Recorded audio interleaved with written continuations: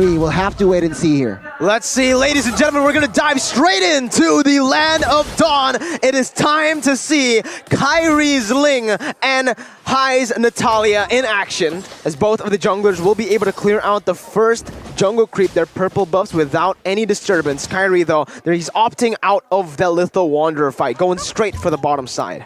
That is very smart indeed. And talking about the matchup in the jungle, Natalia has an advantage. We've seen that happen again and again. But ONIC, this isn't a 1v1 game. It's a team game. So Kyrie can play off his teammates and probably come out on top here, depending on how this game plays out. It's Cho mid. Yeah, Valentina. And Valentina XP. So this is something we've seen many times from ONIC, bringing that Cho as a mid laner. Thoughts? I think it's good if you can catch the prio heroes once again. I mean, still Drian, Cho mid, but building tank, so still providing the utility and as well as CC here.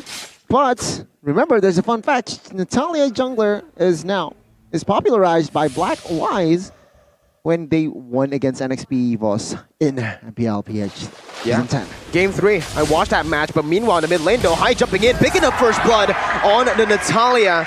That's your first blood by the Samsung Galaxy A series as Kyrie goes over to that top side, tries to look for a trade possibly. No, he just goes in for the gold buff. He jumps in onto Kabuki, taking the shot and picking up that gold buff away from Aura. I was about to say that the Cho pick, it's going to be very good because you can clear the lane and also be relatively tanky and secure in case of ganks. But Aura, especially Hai, they just make it happen. They take out Drian there. So later on, I think it's going to be a bit more difficult depending on the build that he goes for, as Boots right here gets ganked up again by Hai. Yeah, seems like it is going to be a 2v1, but Boots all top side. There's a gank right here. Kyrie trying to go in, but it's not going to be able to actually. He just goes in for the other member. That's Kabuki taken down. Kyrie with the Tempest of Blades going in, picking up the Blades, but Samo picks the kill up. Meanwhile, down below, Turtle taken down. Objective traded for an objective of a turret from ONIC Esports, and they lead. They take that gold lead back into their own pockets. I mean, they got 2 kills as well, so that trade was just heavily favoring ONIC Esports. Remember, Hai. Full turret gold. Full turret gold as well, so a lot of things grabbed by ONIC Esports. It is still ONIC Esports with the control here. We'll have to see here as Hai is only at 1 kill. We'll have to wait and see. Exactly, and with that play, they also avoid an early game fight where there is advantage on the side of Aura Fire to come in with that Cult Altar. So they're able to actually get 2 birds with 1 stone, and especially for Kyrie, right? He's on the Ling. He is not going with the Demon Slayer though, and he's able to just farm up a Storm right here. And Aura Fire, I think they want to try and throw a wrench in his plans, maybe soon, because otherwise he's going to be an absolute monster in the mid game. Well, ladies and gentlemen, while we're waiting for the next fight to happen, you guys can grab food right now with the 20,000 IDR discount with the promo code grb.to/MPLIDX grab, or you can scan the QR code down below. We'll have to see here because top turret is down. I think the right play for CW is to go downstairs, bot, but it seems like here Samo taking a lot of damage. Drian here now to target. 3-4 members is on him, and now Drian will not be able to escape, even though he has the flicker, but he has 0 time to press that flicker. Now Samo can be the target here. He will fall as well, and 2 kills collected rapidly here by side of Aura Fire. They are stepping on the gas. Yeah. Meanwhile, in the mid lane, Kyrie just clears the wave up. Yeah, Aura Fire, they try and equalize that tower disadvantage here as Hai goes in aggressively, knowing that the members of ONIC Esports are still respawning, as Facehugger just makes that aggressive play. Facehugger coming in, bringing CW back and even zoning Kyrie away. Aura have equalized in terms of that gold. They've actually picked up the gold lead for themselves as they go on to the second turtle, securing it without any pressure back, without any response. But Kyrie comes in with a retribution, doesn't find it. It's actually going to be Hai, as well as that mid lane Fluffy with a Purify, able to get away. Some of the Blades though, by Kyrie to pick up the kill as he goes to pick up all the Blades, and he jumps away just with 1 HP, living, styling. I love it. I love it. I mean, yeah, finally we get the chance to see Kyrie on the Assassins. And yeah, good display. I mean, at this point, 1-0-1, and otherwise, Rashi, what can you say that is significant. Well, Kyrie already has a Windtalker, so a lot more DPS in those situations. But for High, with the mobility boots as well as the Heptases, he's going to have a lot of burst damage. And at least in the early game, I think they need to be very, very careful because most of their members are squishy and they require their spells to try and stay alive, right? If Ling gets silenced, if Valentina gets silenced, they don't really have a lot of counterplay options in their own arsenal. So I think that is something that Aura Fire can take a full advantage of. Right, we'll have to wait and see here as High is already setting something up. Samo opening up the vision. Oh, the combination here. Aura High and as well as Facehugger. Oh, the backup. Turnaround here. Cold Ultra placed by Facehugger, but CW gets in the two-man knockup. Meanwhile, Drian goes up and away the dragon onto Facehugger, still able to dash away the Shunpu as Fluffy knocks him down with the feather. Wait, Kabuki with the snipes. Oh! He gets it. Falling Star Moon there, immobilizing him, but man, the discipline by Aura, they just wait for Kabuki to land that shot. I stood still. I waited myself for that shot to connect, and it did. In the end, Aura, they pick up a turret off of that play, and there's nothing traded back from ONIC. Yeah, it seems like Aura Fire now they have more confidence. They all have a convincing lead as well. 1,000 gold economy. What can they brew up here? They really need to step up again in this entering the mid game, but we'll have to see here. ONIC Esports, they with this composition, I feel like their winning condition is more complicated here. We'll have to see here as another turtle is up. Okay, Drian looking for a pick. He goes in, Fluffy in the back lines with the falling Star Moon, able to zone Kyrie back away from that mid lane bush as he goes to clear out the waves. High jumping in onto Koopa. Fluffy backing away, both teams just trying to micromanage the waves to set up for the third and final turtle of the game.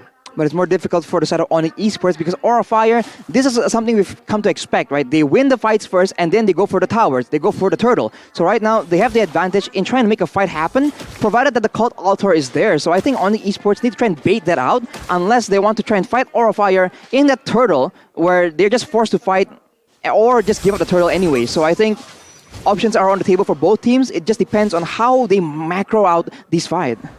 Okay, are now still both teams here just dancing around in the turtle area. High though, already moving aggressively on towards Rian. That's information we'll have to see here as 5 members is in that vicinity here. There you go. Hoots took that Cult Ultra away. Kabuki finds the turtle right here as Drian goes up and away the dragon. Boots finally using the Cult Ultra. Kyrie coming back in, but he's going to get taken out of that Cult Ultra. Both teams disengaging. Aura pick up the turtle. Go Diva! Flickers forward, gets the holy baptism, but he is the one who falls in the end. It's a 1-for-1, a kill for a neutral objective as Aura Fire will be forced to back away. A little too aggressive there by Godiva. He flickered Holy Baptism, but remember, you have Diggy on your opponent. Of course, that stolen there by Esmeralda. Well timed as well, but yeah, you have the ult from the side of Diggy, which just eliminates every CC. So yeah, that was a misplay perhaps. That was a great time journey by Samo HT on the Diggy, man. I think Godiva was trying to catch both of them off guard, and if it worked out, that would have been 2 pickoffs for the side of Aura Fire because the spells were already used in that previous engagement. But with the time journey, they were able to turn things around, and so ONIC Esports, they're definitely still in the game right now. But as you can see, when they fight 5v5 with the Cult Altar, Aura Fire's composition just does a lot more for them. Yeah, and this is most probably the reason Aura Fire went for the Natalia. High is most probably just going to jump on the Diggy before he gets the time journey out. Silencing him for Aura Fire to burst them down. The thing is though, Diggy won't be bursted down. Yeah. Because of the Cult Altar, then Boots can keep on just taken away from Aura Fire. It's going to be very, very tough to actually just one-shot Samo. I'm really curious to see his build, Arashi. Do you know what he's building here?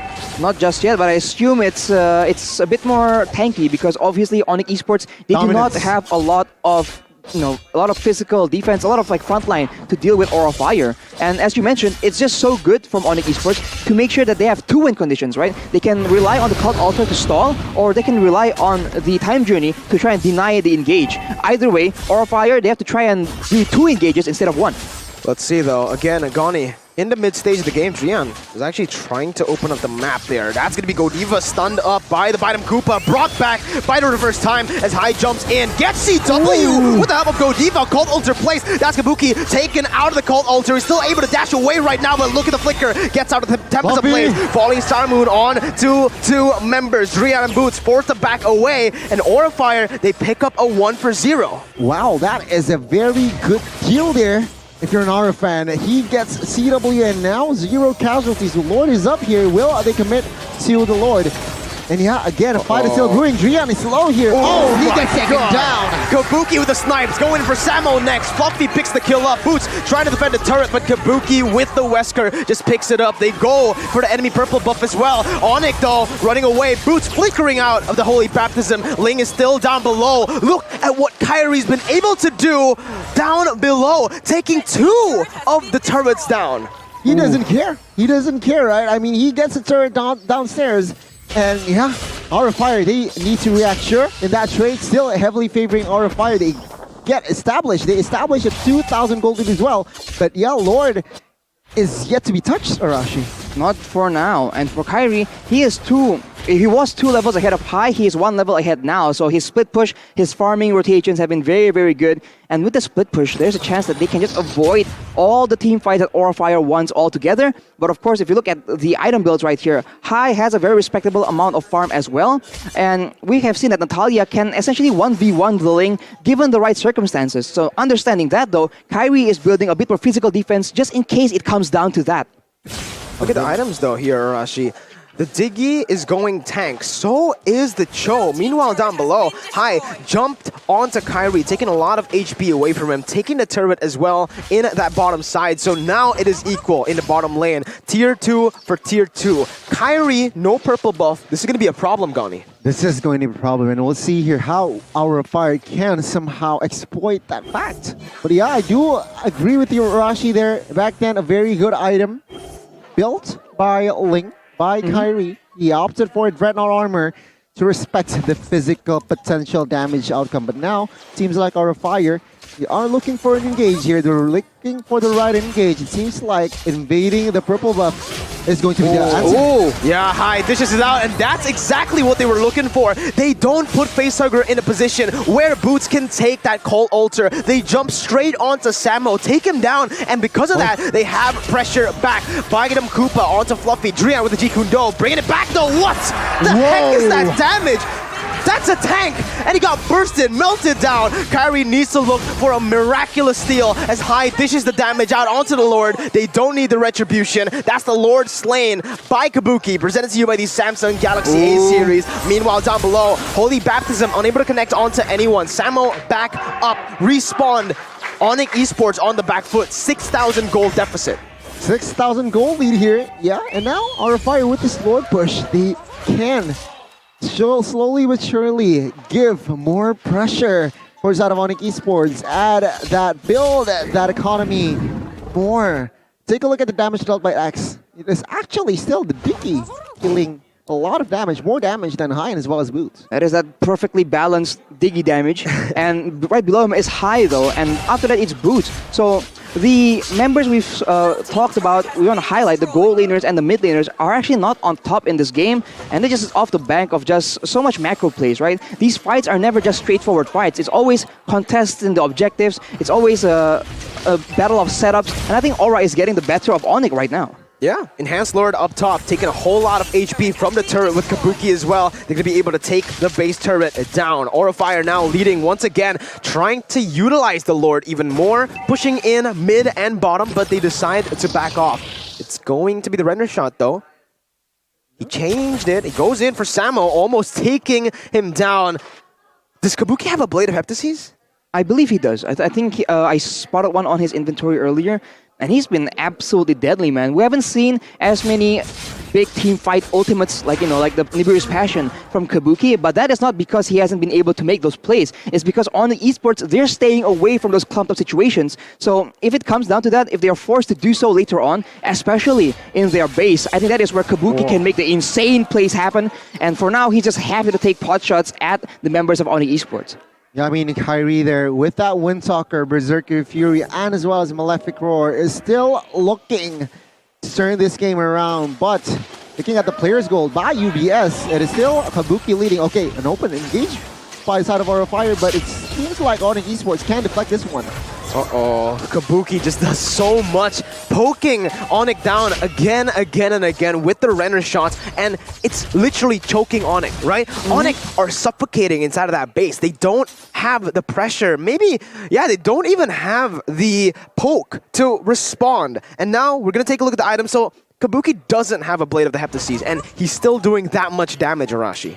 Yep, he went for the Wind of Nature just in case they make a big play towards him in this game. But oh, here we go. Gian makes a play onto Fluffy. A lot of damage plays. That's going to be the immortality used, but Cult Alter from Facehugger comes into play. That's going to damage coming from high as he jumps in all the way to the back lines. But the Cult Alter again responded away by Boots. Kabuki not in this team fight. He is still in that top side, and Aura are winning it. It's a 1-for-1 in a 4v5. Aura trying to utilize this with Samo down. They have a man advantage. High was taken down, so it's actually ONIC who have the better team fight, but guess what? It doesn't matter. With Kabuki on this Beatrix, he can just do that. He can hit the turret out of the range, he can use the Renner to gun CW down, even Kyrie. I think that is the main job for Drion and as well as Kyrie here to target that Beatrix, that Kabuki. Yeah, we're now seeing Kyrie here. Oh my god! No. Oh my goodness. That is a lot of damage coming in from Kabuki. That is the Beatrix shotgun, man. It does an insane amount of damage, and it was a valiant attempt from Kyrie to try and secure himself a purple buff because Aura has not been giving it to him. Unfortunately, though, he will be taken out, so this will be a free lord for the side of Aura Fire, and ONIC Esports is back to try and gamble a team fight out in the base defense scenario. Man, now Facehugger 305. And yeah, with this Lord push, they can actually expose the base. They might actually end the series here and force a game 3. We'll have to wait and see here as Kai and friends trying to find the right engage. Providing the poke damage here. Kabuki takes the base turret bot side. Fluffy is taking care of the bot side turret as well. Is the base to expose here, Mirko, is the question. Well, yeah, with 3 base turrets taken down without the help of the Enhanced Lord, they can just go straight for the base. 12-5, 9,000 gold lead.